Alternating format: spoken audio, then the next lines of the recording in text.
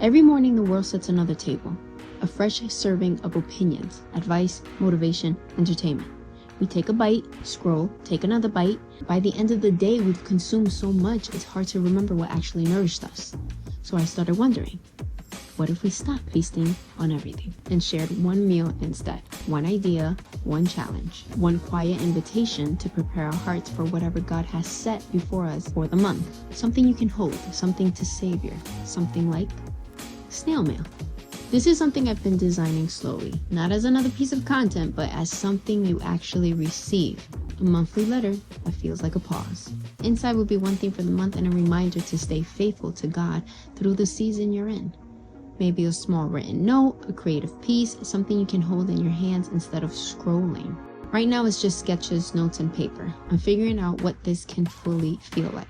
But before I build it further, I wanted to ask, what would make you pause for a moment before putting the phone down again? Personal letter, something visual for your space, something you can come back to? What would you want to find in your mailbox? I love to read your ideas in the comments. Let me know.